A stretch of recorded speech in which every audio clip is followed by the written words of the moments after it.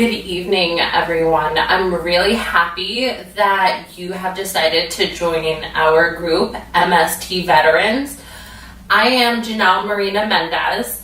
I am one of the admins for the group. I'm at a point in my healing process that I'm able to speak about what it is I'm going through.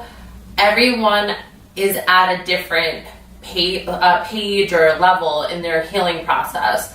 So I just want to welcome everyone for being here, and I'm really happy that you're on your healing journey.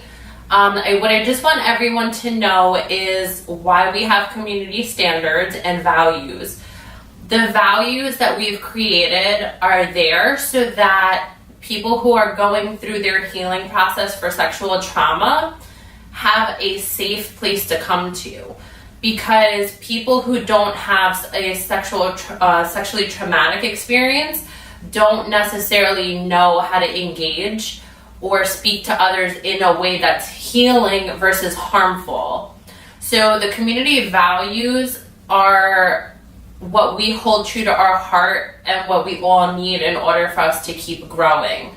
So like an example would be the reason why we accept vulnerability and encourage it as bravery is because when you meet vulnerability with empathy, it creates a stronger group and allows for more open dialogue on issues that are happening, and it allows us to each engage authentically, which means our truth, our stories, and that we matter. And that helps us to heal.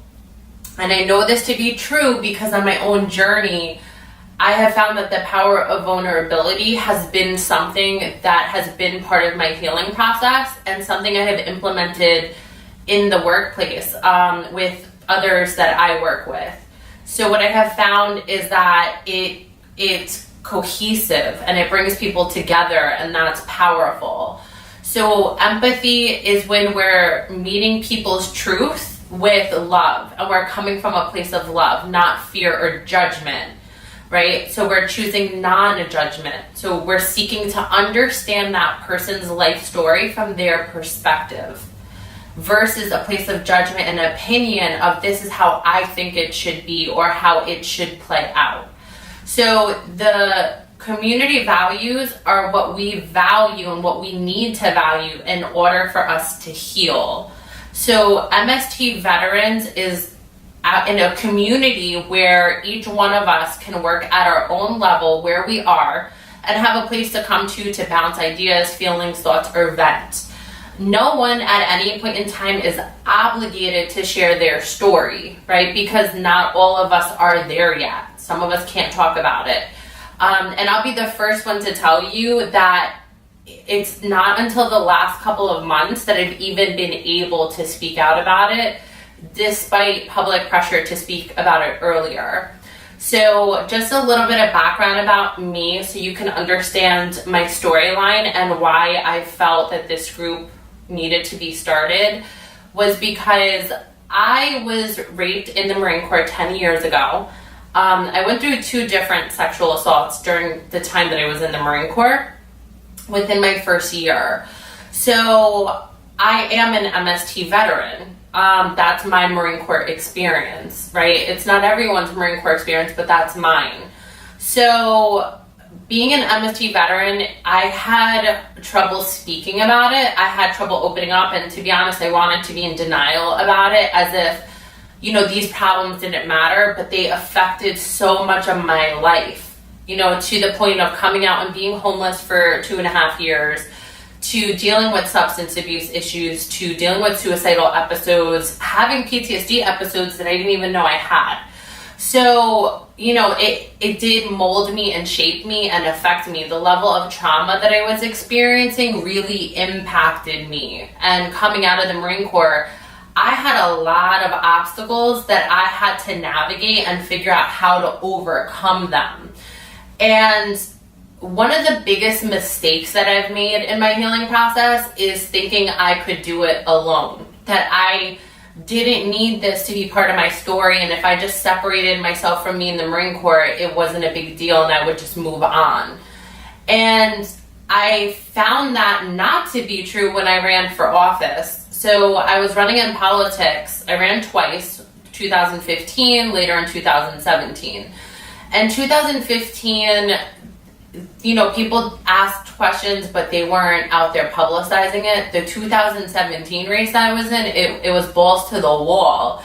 It was like every man for himself, and it was just whatever we can find out, we're publishing it, whether or not we know it to be true. So a lot of things came out with my Marine Corps experience, but they were exaggerated and sensationalized for the newspaper and made worse than what they were to make me look bad. The problem was, at the time, I was not ready to open up about it and share my experience. And part of that had to do with me fearing that people would judge me, because a lot of times it's like, to bring up MST, you're pointing out flaws that exist within the military or within the Marine Corps, right? Within the chain of command. Because both of my assaults were reported to the chain of command, and both times I was retaliated against, and it went from bad to worse. So in my circumstance, it's one of those things where I dealt with a high level of humiliation and a high level of shame. And when I really play back that point in my life, it's really like being a POW on US soil, like the amount of experiences that I've had. And so sometimes when I hear people about their POW stories, I'm like, wow, like I can relate, because I feel what you felt in those situations and what you're trying to do to protect yourself. Like, I've been there, except my story happened within the United States Marine Corps, and my story happened on US soil. So it's hard to say, hey, I want to run for public office, I support veterans, but at the same time, here I am, like bringing out issues that exist within the military and how it operates. So I was conflicted about that, because I didn't want people to feel like I was bashing the military. And I had to do a lot of soul searching, because my story is part of who I am. It's part of how I've developed. It's part of how I've grown. And it's also a part of all of the obstacles that I have had to deal with in my adult life revolve around my MST experience. So I had to really do some deep level soul searching to say, hey, you know what? This happens, right? This part of my life, it happens. I went through these experiences at the age of 17 and 18 years old, but they happened, and that's okay.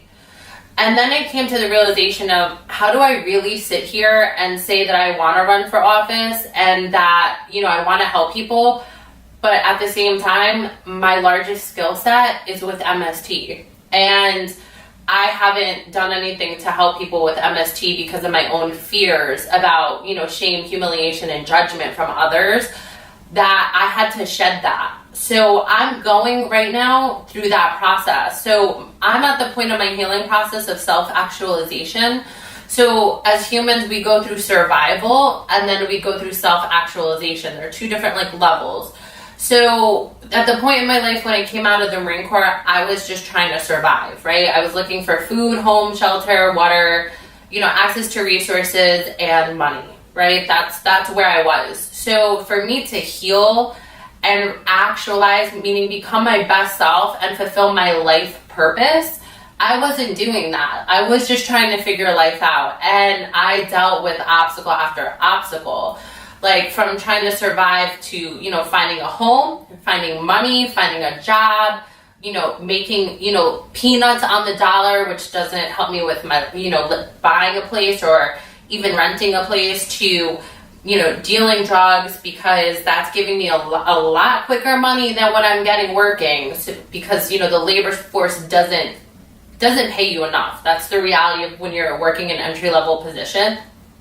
You have to work 3 jobs just to make rent in New York. So, there's a lot of things that I had to do that did not align with my value system because I was in survival mode. So I had to navigate out of those areas and develop myself professionally in order for me to make the money I needed to make to pull myself out of, lifestyles that didn't align with my soul and my values. So for me, my journey has been rough. And part of that, I have to admit, is because of my lack of talking about it and looking for a community to help. I was so terrified after that happened to me that I didn't trust anyone. I did not trust anyone. Like my own family I didn't trust, the government, the corporations, like any human that was engaging with me. It was like a limited experience where I would not really let people get to know me. And I wasn't ready to. So I was going through these really like deep episodes with PTSD that, you know, every now and then would just resurface. And that's been part of the theme of my life. So, you know, where I am right now in my life and in my present is I'm coming out of my most recent PTSD episode. So I just had one recently. I miscarried my baby, halfway through my pregnancy. So that's something I'm dealing with because it hurts. And going through that experience, being in the hospital, feeling the level of pain, the depth of the pain that I felt in my soul, I was laying on that bed and I started having flashbacks of the Marine Corps when I was raped. NCIS had brought me to a naval hospital to do a rape kit and a toxicology report, and I remember laying there in the hospital just thinking that I wanted to die, that this has to be the worst thing that has ever done, that I've ever been through. I was blaming myself. I was embarrassed, humiliated. I felt shame, and I was blaming my own actions because the rape that occurred was my second experience with sexual assault, and that experience was so hard for me to deal with because it was just 3 weeks after I turned 18 years old. So for me, I didn't know how to communicate. Like, I didn't have those skills. So it just, when anybody spoke to me, even NCIS, all I said in every single NCIS report that I have read is I blame myself and I don't remember anything. That's all that I would tell them. And I had like 3 or 4 maybe interrogations that I had to meet with them. And when I think back to that point of where I was so deeply wounded that I probably needed a doctor, like ASAP. Like, as soon as it happened, I should have been with a military psychologist, like walking me through step by step to help me process it. Unfortunately, that's just not how the system works, but that's really that's how the system should be versus how, you know, the reality we live in. So, you know, as I went on my journey in life, and then, you know, well, before even that happened, when my rape was reported, I also got arrested afterwards for underage drinking. So basically, I got in trouble for my own rape, that I wouldn't have gotten in trouble for, even arrested for, had I not reported my rape. I reported it to a sergeant who then reported it to NCIS.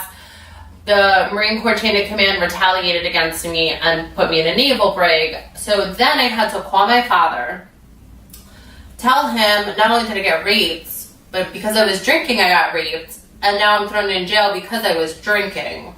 And then I was thrown in jail with like women who did really serious things. Like, one of them was in Afghanistan and killed somebody in her own platoon.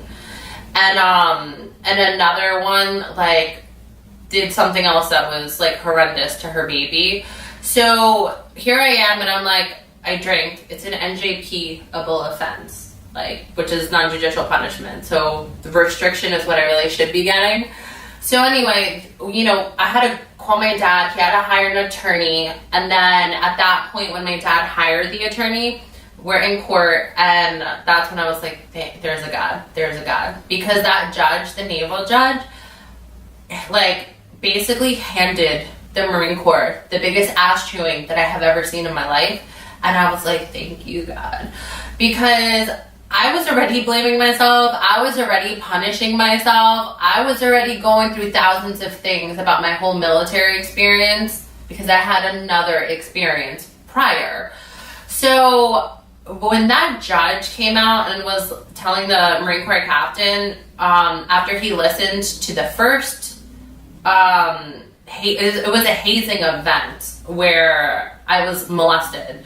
And then that went to me going UA, when the first chain of command wouldn't listen to me because they were trying to normalize the experience I had as part of Marine Corps culture. Like, and I'm telling you, it wasn't like a couple people in the chain of command. They brought the whole chain of command. It was from the sergeant that did it to me, gunnery sergeant, master sergeant, like, well, it just kept going, like, all the way up. And then the shiny chevrons came in, and I'm like, oh my gosh, everyone knows about this, and everyone's telling me this is normal. So I went through some really unique experiences, and the reason I say unique is because when I do listen to stories that other women have been through, some of the things I've been through were more severe. Not everything, because I have heard some of the stories. But again, it has to do with how much people open up.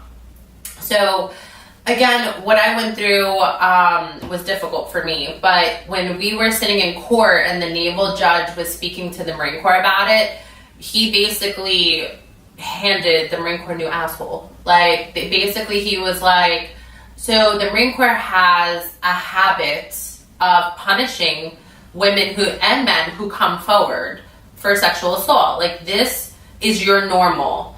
And he was like, everyone else here from different branches is all here for legitimate things that they have done, not something that was done to them.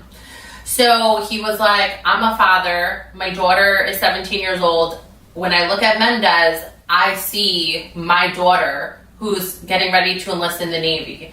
So when I see my daughter who could potentially be in her situation and be treated like that at any point in time, the buck stops at me. Meaning I have the power and control to make a difference in this situation. So I'm going to do that because I've seen this happen over and over again. So at that point, that's when he was like, I see her father here. She has an attorney. They're ready to battle this battle that you're putting her up against. But I'm telling you from my perspective, this is a waste of time. So when he looked at everything that had occurred and how I landed there and how I got there, and he listened to the Marine Corps side, he basically gave them a coaching where he told that captain, the Marine Corps needs to fix itself. The chain of command needs to fix itself and have standards and higher standards than what they have. Because, a high school hazing, that's something that should not be in a professional organization, right? Like, you don't sodomize people, you don't harass people, you don't molest people, like, you don't rape people. These things should not be in a professional organization, especially the most well-funded organization in the world, right, on the planet. So it's like, when it really comes down to it, he's telling them, like, your standards are so low that you're willing to retaliate against anyone who comes forward, where you should see that the problem exists. So I just remember, like, thank you, God. And that's when he told the Marine Corps, he's letting me out of jail, he's dismissing the charges, and they need to send me to mental health because I should have been sent there already before they even were setting me up at the new duty station in Quantico. So that was my experience in a nutshell in the Marine Corps. Just to give you a quick introduction on what happened. But when I went for my discharge, I actually have 2 discharges. I have a general under honorable, and I also have an other than honorable. So I have a honorable characterization, uncharacterized service, right? I have both. So, and that happened because I have 2 DD-214s. Basically, when I went to go sign my paperwork, the agreement was I would get a general under honorable, maintain all my benefits, and I would just carry on with my life. I did not find out until after I was out of the Marine Corps because the paperwork I was given all says honorable on it. So nowhere on it does it say uncharacterized or OTH. So the copies I were given were different from the copies that the Marine Corps kept themselves. So I went on with my life. I get my VA benefits for healthcare. When I signed up for school benefits a couple months later when school was starting, I find out that I had lost $200,000 in school benefits. So now I'm at the VA, like a service organization, to help me fix the issue. So we're sending in the paperwork to the Marine Corps. We're not hearing back. We send it to the Naval Review Board, who then tells us, the Marine Corps says they haven't received anything. We can't help you. So I keep getting these letters back from them. So I finally speak to the person who's helping me. It was someone over in Putnam County, and he's just like, look, leave it alone, continue with these benefits, move on with your life. I'm sitting here like, I'm fucking homeless. Like, I don't have a home.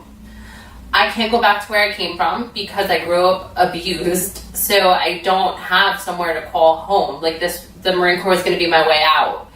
So I'm like devastated, and I had to figure it out. So I had to deal with overcoming homelessness, and it would take me 2.5 years to navigate that. So I did a lot of things I wasn't proud of, but I did them out of necessity, like dealing drugs. I got involved in that. I got involved in doing drugs because at that point I didn't know that I had PTSD or what was happening to me, but I was having such a deep level of pain.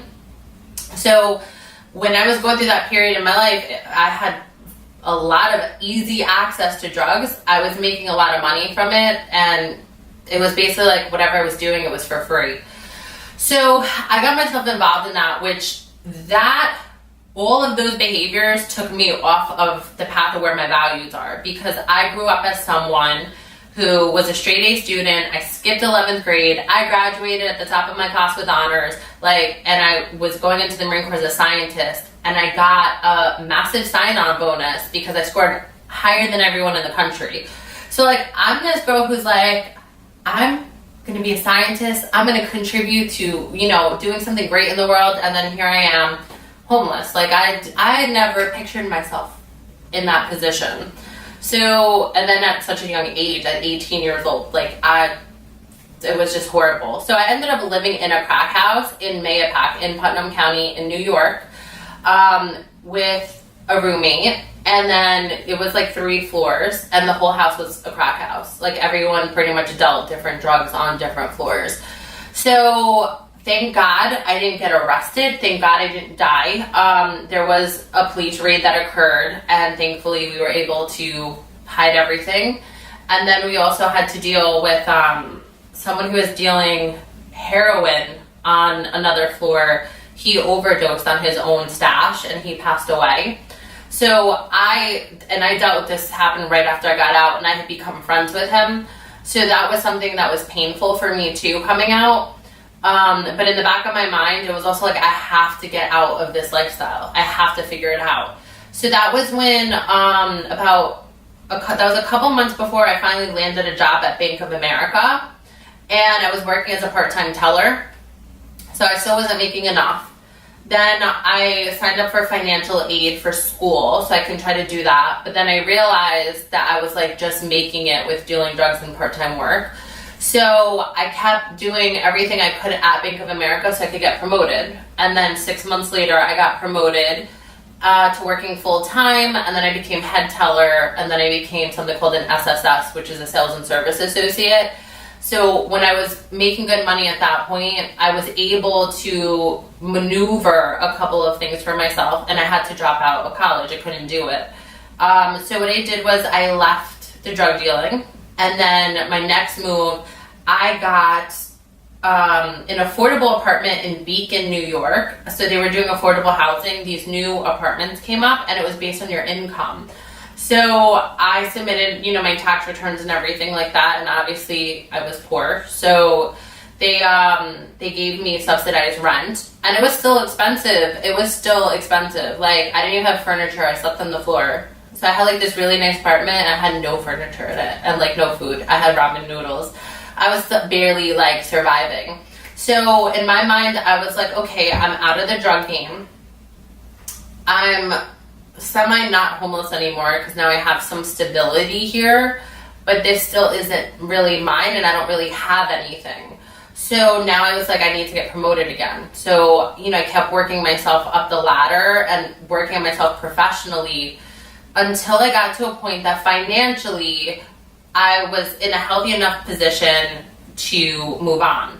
That was when I got what's called an FHA mortgage, because remember, I lost my VA benefits. So an FHA mortgage is the civilian version of a VA.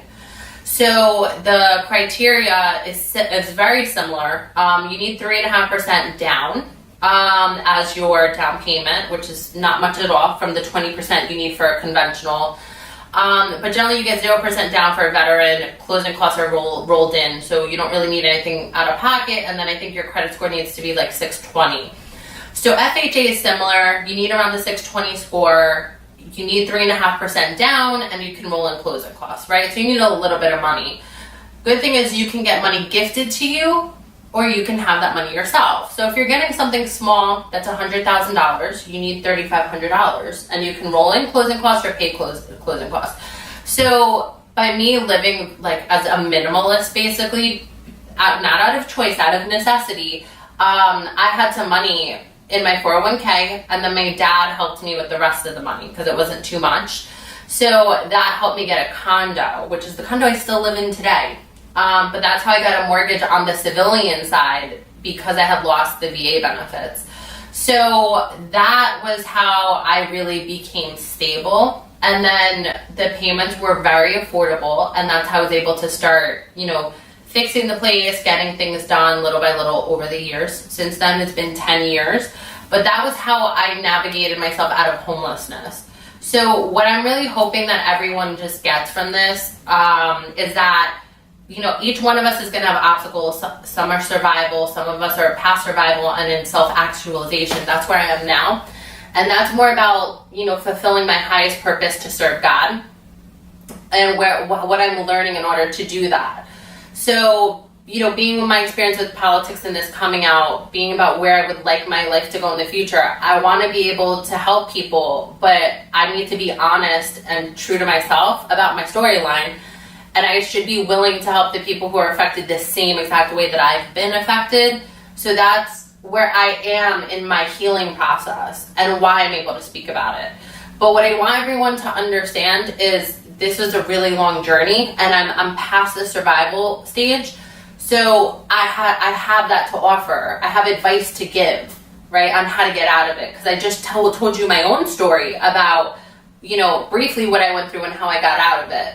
So I do have those things to share that you can learn from and benefit from. And at the same time, I'm still learning myself. So I'm just on, my own level in the process where I know everyone else is in theirs. So again, no one is obligated to share their stories. No one's obligated to speak, but everybody has an opportunity to do that and engage. So welcome to our community. And I really hope that you find that this benefits you, and I will be making more videos over the next couple weeks. So if you do like the video, subscribe to my YouTube channel, because I have another series of videos. Share this with somebody you feel may benefit from it, or who may need the encouragement to hear, the storyline. And, if you need to, join our group, MST Veterans.